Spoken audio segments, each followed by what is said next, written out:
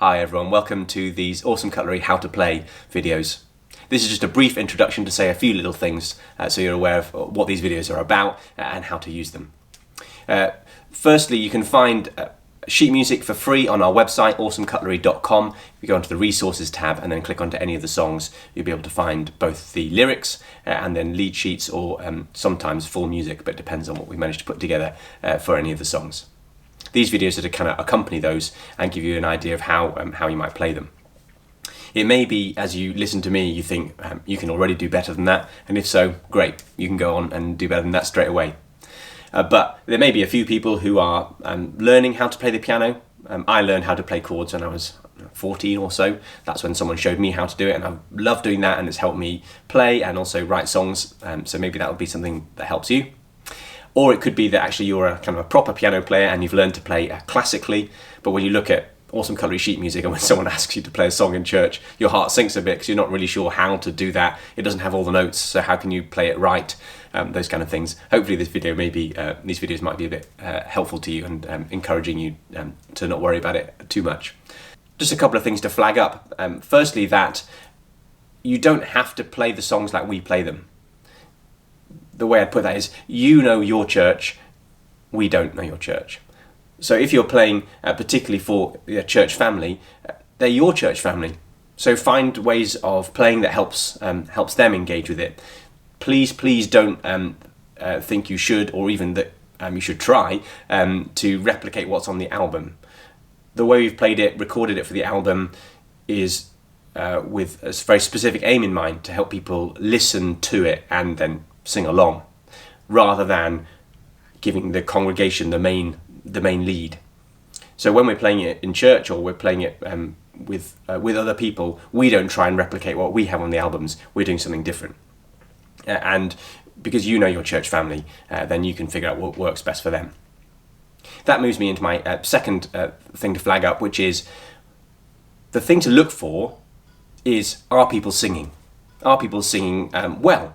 So sometimes I might be playing, again, this is in front of church or something similar, and if I look around the room, people are kind of frowning because they can't quite cope with the speed, or it's too high, or something's not working.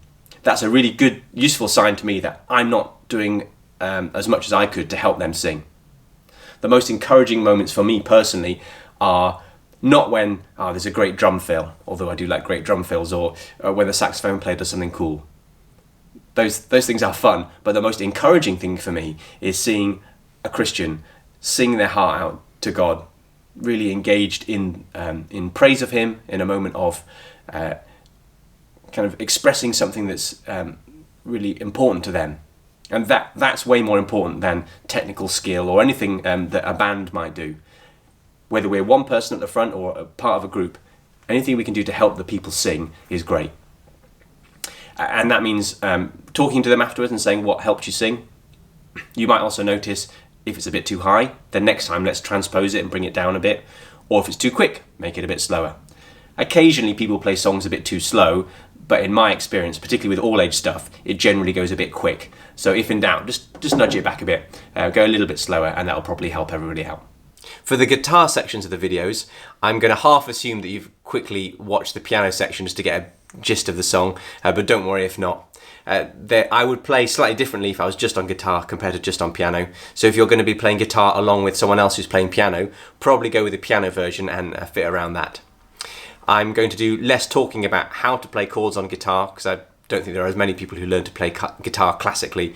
Most people I have come across know how to do the chords, so I won't do that much conversation about that, but I will at times show you specifically what I'm doing with my fingering, or if there's a particular pattern that I find useful. But I'll do more just playing through the song, and you can listen and figure out what works for you. One note on playing guitar and piano together. I'm not expecting you to be playing them at the same time, just if you are playing one and someone else is playing another one. In these videos I'm going to show how I'd play if I was just doing it by myself, either on piano or guitar. If you are playing together, a piano and guitarist, then a couple of pointers on that. Firstly, it's good if you're not both of you are playing all the time. And it's nice to have a piano verse and then a guitar verse, or you can break that up into, say, the piano takes the first half, guitar takes the second.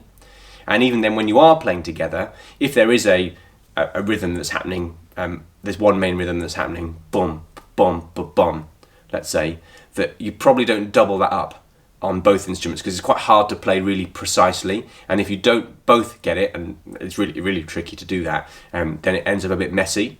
What I would suggest is that one of you, when whoever's taking the lead in that section of the song is hitting that rhythm, bum, bum, bum, bum, the other person just hits like one or maybe two notes somewhere in that pattern, bum, bum, or dum, dum.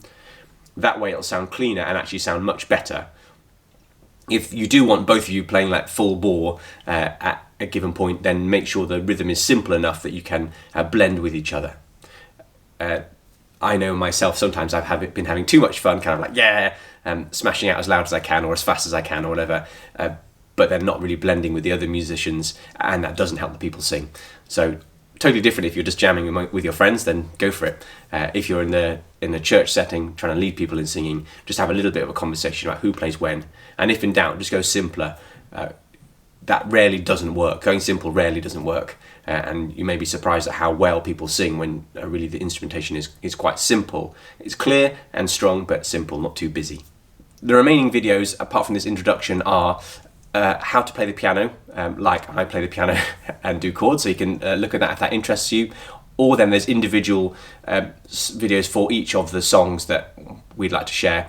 We're not going to go through all of the songs, certainly not in this first batch of videos, but hopefully these are the ones that will be most suited to help people singing together in groups.